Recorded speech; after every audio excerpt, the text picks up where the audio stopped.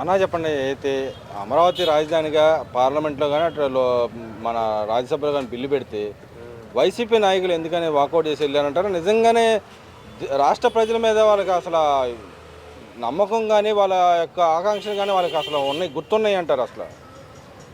ఆంధ్రప్రదేశ్ రాష్ట్రానికి శాశ్వత రాజధానిగా అమరావతిని బిల్లు పెట్టంగానే మామూలు శాశ్వత రాజధాని ఎందుకన్నామంటే మామూలుగా ప్రతి రాష్ట్రంలో కూడా రాజధాని అని ఒక పార్టీ, అప్పుడు అధికారంలో ఉన్న పార్టీ ఏదైనా కానీ కేంద్రం సాయంతో ఒక రాజధాని ప్రకటించినప్పుడు తర్వాత ప్రభుత్వాలు మారినా ఆ రాజధానిని కొనసాగించడం అది జరుగుతూ ఉంటుంది. అయితే ఆంధ్రప్రదేశ్ విషయానికి వచ్చేటప్పటికి ఒక సైకోయిజాన్ని చూపిస్తూ ఆంధ్ర రాష్ట్ర ప్రజల మీద ఇబ్బంది పెడతమే ముఖ్యధేయంగా పనిచేసుకుంటూ వచ్చిన మాజీ సీఎం జగన్మోహన్ రెడ్డి తన సైకోయిజాన్ని రాష్ట్ర ప్రజల మీద రుద్దుతూ వారికి ఎటువంటి మంచి జరిగినా కూడా దాన్ని అతను స్వీకరించే పరిస్థితిలో లేడు. కాబట్టి అతను నిన్న శాసనసభలో, నిన్న రాజ్యసభలో, అదేవిధంగా లోక్సభలో కూడా ఆంధ్ర రాష్ట్ర రాజధానిగా అమరావతిని ప్రతిపాదిస్తున్నామని చెప్పి బిల్లు పెట్టగానే దాదాపుగా 11 పార్టీలు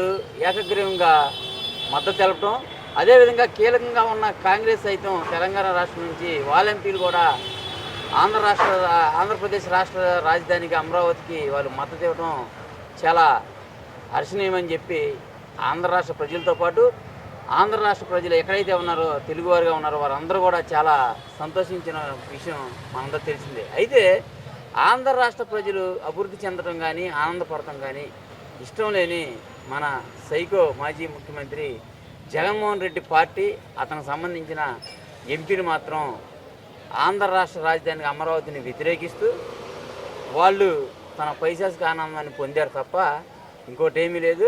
వాళ్ళని ఖచ్చితంగా రేపు పొద్దున ఆ స్థానంలో కూర్చోట కూడా వాళ్ళు అర్హులుగా లేరని చెప్పి ప్రజలందరూ నిర్ణయించుకున్నారు. కాబట్టి వాళ్ళని కూడా ఇప్పుడు ఆల్రెడీ అంత ముందైతే సాధారణ ఎన్నికల్లో ఎలాంటి బుద్ధి చెప్పారో రేపు పొద్దున రాజ్యసభ ఎన్నికల్లో కానీ పార్లమెంట్ ఎన్నికల్లో కూడా మిగతా వారికి కూడా అలాగే బుద్ధి చెప్పి ఆంధ్ర రాష్ట్రాన్ని పూర్తిగా అభివృద్ధి చెందే ఇండియా కూటమిలో భాగస్వామిగా ఉన్న Telugu Desam party, BJP party, Janasena పార్టీల కూటమినే ప్రజలు విశ్వసిస్తున్నారని కూడా మేము సందర్భంగా తెలియజేస్తాం. అంటే మీరు ఆ మాట అంటున్నారు కానీ ఆయన చెప్తా ఉన్నాడు, ఆయన ఏమన్నా అమరావతికి మేము వ్యతిరేకం కాదంటానే ఉన్నాడు, వాళ్ళ సభ్యులన్నా మేము ఈ బిల్లుకి వ్యతిరేకం అని చెప్పి మాట్లాడుతున్నారు.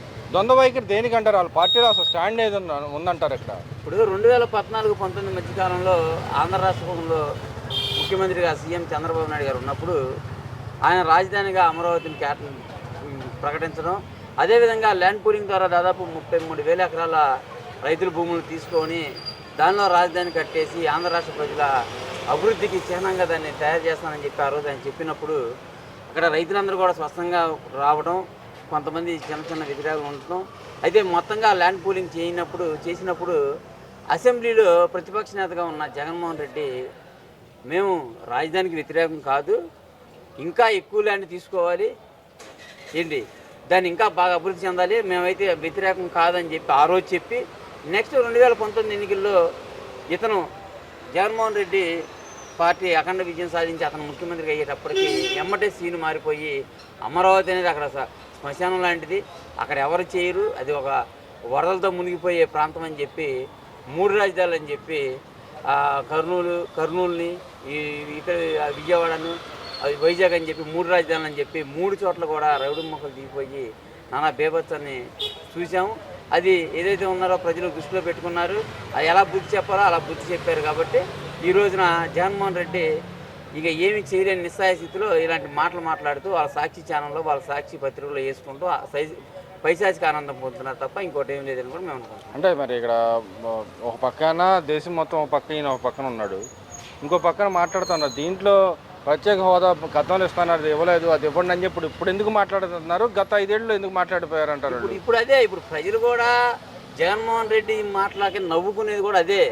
ప్రతిదీ ఇప్పుడు కొత్తగా మచిలీపట్నం, విజయవాడ, గుంటూరు నుంచి గుండు తీసుకొని మావిగనం తీసుకొని అని ఈరోజు చెప్తున్నాడు. ఇదే మాట అంతకుముందు ఎందుకు చెప్పలేదని చెప్పి కొంతమంది ప్రజలే తీవ్రంగా అతన్ని ట్రోల్ చేస్తున్నారు. ఆ రోజు ఏమైంది, ఈ విషయం ఆ రోజు ఏమైందని చెప్పి పూర్తిగా అతన్ని వ్యతిరేకిస్తున్నారు. అదేవిధంగా దేశం అంతా ఒకవైపు, ఇతను ఒకవైపు అంటే మంచోళ్ళు ఎప్పుడు ఒకవైపు ఉంటారు, చెడ్డోళ్ళు ఒకవైపు ఉంటాడు, పిచ్చోడు ఒకవైపు ఉంటే మిగతా వాళ్ళంతా ఒకవైపు ఉంటారు. అంటే ఆయన కూడా ఆంధ్రప్రదేశ్ చెందిన వ్యక్తులేగా, వాళ్ళు ఎమ్మెల్యేలు కానీ వాళ్ళు ఎంపీలు కానీ ఉన్న ఆంధ్రప్రదేశ్ వ్యక్తులు. ఆంధ్రప్రదేశ్ ప్రజల ఆకాంక్షలు వ్యతిరేకంగా ఎందుకు వాళ్ళు ఉన్నారంటారు? ఏ ప్రజల పక్షాన పోరాడతారంటారు రేపు పొద్దున?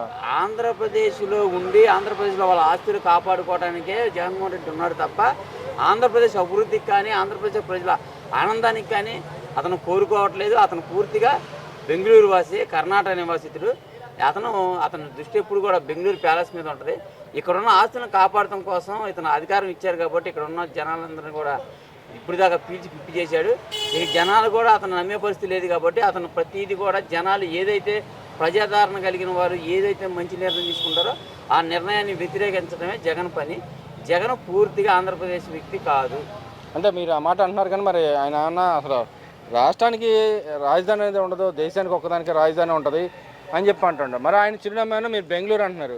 మరి ఇక్కడ రాష్ట్ర ప్రజల కోసం ఇక్కడ చిరునామా ఒకటి ఉండాలి కాబట్టి వీళ్ళు అమరావతి పెట్టుకుంటే ఆయనకి ఎందుకు అక్కస్ అంటారు? ఇక్కడ ఇప్పుడు అతను తెలియని విషయం ఏంటంటే దేశానికి రాజధాని ఉంటుంది, రాష్ట్రానికి రాజధాని ఉంటుంది, జిల్లాకి రాజధాని ఉంటుంది, చివరిగా మండలానికి కూడా కేంద్రం ఉంటుంది. అది అంటే ఆయనకి పరిపాలన అనేది తెలియదు కాబట్టి ఏదో పిచ్చోడి చేతిలో రాయిలాగా ఆ రోజు అతనికి సీఎం పోస్ట్ ఇచ్చారు, దాన్ని అలా వాడాడు తప్ప అతనికి పరిపాలన మీద సరైన అవగాహన ఉంటే చిన్నపిల్లలు కూడా తెలుసు. ఆంధ్రప్రదేశ్ భారతదేశంలో 29 రాష్ట్రాలకు 29 రాజధానులు ఉంటాయని తెలుసు, భారతదేశానికి ఒక రాజధాని ఉందని తెలుసు. అసలు దేశానికే రెండో రాజధానిగా అప్పట్లో హైదరాబాద్ని పెట్టాలని ప్రతిపాదన కూడా చాలామంది చేశారని కూడా అతనికి తెలియదంటే అతను ఏంటంటే ఇక అతని నాలెడ్జ్ అది, దానికి మనం చెప్పుకోవడం అతని గురించి మాట్లాడుకోవడం అవసరం. అసలు ప్రజలు ఎప్పుడో జగన్మోహన్ రెడ్డి అనేవాడిని మర్చిపోయారు. అతనే మధ్యలో వచ్చి ఇలాంటి కామెడీ ఎపిసోడ్లు చేసి ఇంటికి వెళ్తున్నాడు తప్ప జనాలు అయితే అతను పూర్తిగా మర్చిపోయారు. అంటే ఇక్కడ మనం చూసుకుంటే అమరావతిలో వాళ్ళ అన్యాయాలకు కానీ మిగతా వాళ్ళ కోసం దోచిపెడతానికి ఈ అమరావతి తీసుకొచ్చి ఇంత రేట్లు పెంచేశారు. అసలు ఎక్కడ భూమి రేటు అంత లేదు, అందుకే మేము అపోజ్ చేస్తున్నామని చెప్పి ఒక పక్కన వాళ్ళ ఎమ్మెల్యేలు కానీ ఆయన కానీ మాట్లాడుతూ ఉన్నాడు. మరి ఇంకో పక్కన మావి కానీ అని చెప్పి ఇంకో ప్రాంతాన్ని సూచిస్తూ ఉన్నాడు. ఈ ప్రాంతం నుంచి కూడా మొత్తాన్ని రాజధానిగా పెట్టండి అని చెప్పి మాట్లాడుతున్నారు. మరి ఇంత ప్రాంతాలని అభివృద్ధి చేయాలని ఎన్ని వేల కోట్లు అవుతాయి అంటారు? మరి ఇక్కడే ఈ 2 లక్షల కోట్లు పెడితే ఇది తప్పు అన్నాడు. అంత ప్రాంతాన్ని అభివృద్ధి చేయాలంటే ఎంత ఖర్చు వద్దంటారు ఇక్కడ? ఇప్పుడు అదే ఆంధ్ర రాష్ట్రం పూర్తిగా అభివృద్ధి చేసే కెపాసిటీ నారా చంద్రబాబు నాయుడు గారికి, కూటమిలో ఉన్న పవన్ కళ్యాణ్ గారికి, బీజేపీ వరకు ఉందని చెప్పి ఆంధ్ర రాష్ట్ర ప్రజలందరూ నమ్మి ఒక మ్యాండేటర్ ఇచ్చి అతను ఆయన కూర్చోబెట్టి దానికి తగ్గట్టుగా ప్రజల ఆకాంక్షలకు అనుగుణంగా పరిపాలన సాగుతున్న సందర్భంలో ఇతను రాష్ట్రాన్ని నాశనం చేయడమే ధ్యేయంగా పెట్టుకున్నాడు కాబట్టి ఇలాంటి పనికిమాలిన మాటలు మాట్లాడుతూ ఉన్నాడు. అంతకుముందు కూడా అలా గవర్నమెంట్ దిగిపోయే ముందు కూడా చెప్పాడు, రాజమండ్రిని కాకినాడ కలిపి జంట నగరాలంట. రాజమండ్రి అక్కడ, కాకినాడ అక్కడ, దానికి దీనికి మధ్యలో 200 డిస్టెన్స్ 150 కిలోమీటర్లు ఉంటే అవి రెండు కలిపి ఇది చేస్తామని చెప్పారు. అంటే వాళ్ళ మాటలు మొత్తం ఎలా ఉంటాయంటే అవగాహన లేనితో ఉంటాయి. ఇప్పుడు మచిలీపట్నం, గుంటూరు, విజయవాడ ఇది దాదాపు 100 కిలోమీటర్లు ఉంటుంది. ఈ 100 కిలోమీటర్లను కలిపేసి రాజధానిగా చేయాలని అతను అనుకోవడాన్ని చాలా హాస్యాస్పదంగా ఉందని కూడా ప్రజలు అంటే తప్పే ఉంది. అంత పెద్ద ప్రాంతం మేము డెవలప్ చేయమంటాం, మెగా సిటీ డెవలప్మెంట్ చేయమంటున్నా అని చెప్పి అంటా ఉన్నారు. మరి ఉన్నప్పుడు అమరావతిని డెవలప్ చేస్తాను కానీ ఇంత ఖర్చు అవుతుంది వద్దని చెప్తున్నాడు. మళ్ళీ ఇప్పుడు అమరావతిలో 33 ఎకరాల ఏరియాని అభివృద్ధి చెందుతుంటేనే అక్కడే మొత్తం అక్కడ పెట్టేస్తే ఎలాగా అప్పుడు అభివృద్ధి వికేంద్రీకరణ కావాలని చెప్పాడు. దానికి అనుగుణంగానే ఆంధ్ర రాష్ట్రం సంబంధించిన ఏదైనా కంపెనీలు వచ్చినప్పుడు కూడా ఆంధ్ర రాష్ట్రం ఉన్న అన్ని ప్రాంతాలకు అనంతపురం నుంచి కర్నూలు, ప్రకాశం జిల్లా ఇటు తీసుకుంటే ఉదయ గోదావరి, తూర్పు గోదావరి, విశాఖపట్నం, శ్రీకాకుళం, విజయనగరం వరకు కూడా అన్ని ప్రాంతాల్లో కూడా ఎయిర్పోర్ట్లు కడతాం కానీ, మెడికల్ కాలేజీ పెడతాం కానీ దానికి సంబంధించి వచ్చే ఇండస్ట్రీని మొత్తం ఆయా ప్రాంతాలను అభివృద్ధి దృష్టిలో పెట్టుకుని అభివృద్ధి చెందే విధంగా పరిపాలన వికేంద్రీకరణ కాకుండా అభివృద్ధి వికేంద్రీకరణ చేసుకుంటూ ముందుకెళ్తున్నారు చంద్రబాబు నాయుడు గారు.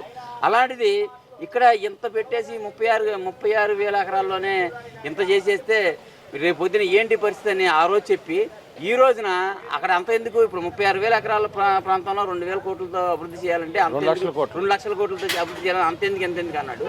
36,000 ఎకరాలను అంత అభివృద్ధి చేసినప్పుడు ఇతను చెప్పిన 100 కిలోమీటర్లను అభివృద్ధి చేయడానికి ఎన్ని లక్షల కోట్లు కావాలి? ఇవన్నీ ఏంటంటే పనికిమాలిన ప్రతిపాదనలు చేసి జనాల్లో పలసనైపోయాడు. ఇప్పుడు అతను చెప్పేది కూడా ఎవ్వరు కూడా ప్రజలే పట్టించుకోవట్లేదు. అదే చంద్రబాబు గారు కానీ ఇంకోరు కానీ ఇన్నే పరిస్థితులు లేరు. చంద్రబాబు గారు స్పష్టమైన ఒక ధ్యేయంతో ఆ రాష్ట్రాన్ని అభివృద్ధి చెంది ప్రజలందరూ కూడా మంచి ముఖ్యంగా యువత అందరూ కూడా మంచి ఉద్యోగ అవకాశాలు కలిగే విధంగా దానికి సంబంధించి సమగ్ర అభివృద్ధి చెందడం కోసం ముందుకెళ్తున్నారు. వారి కష్టానికి తగ్గట్టుగానే ఆంధ్ర రాష్ట్ర ప్రజలందరం కూడా కూటమి వెంటే ఉంటారు.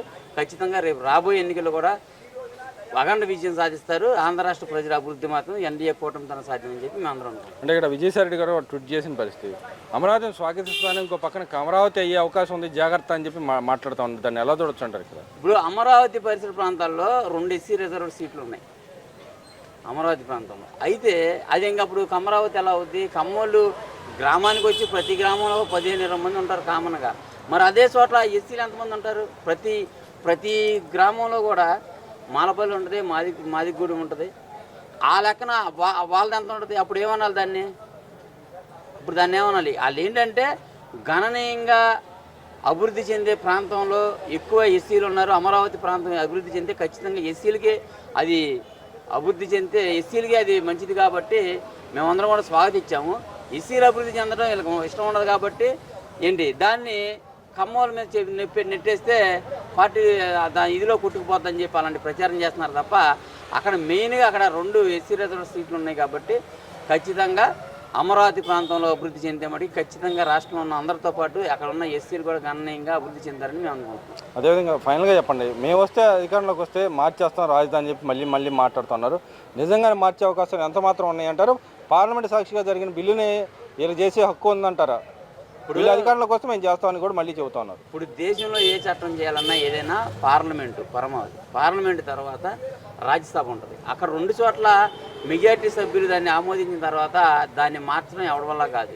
ఇది కనీసం అతనికి అవగాహన లేదు. అసెంబ్లీలో చేసిన అవసరం అయితే పార్లమెంట్లో దాన్ని సవరణ చేయొచ్చు తప్ప పార్లమెంట్లో రాజ్యసభలో వచ్చిన బిల్లుని అసెంబ్లీలో సవరణ చేయటమో దాన్ని తీసేయటమో రద్దు చేయడం అలాంటిది ప్రోగ్రామ్ ఏమి ఉండదు.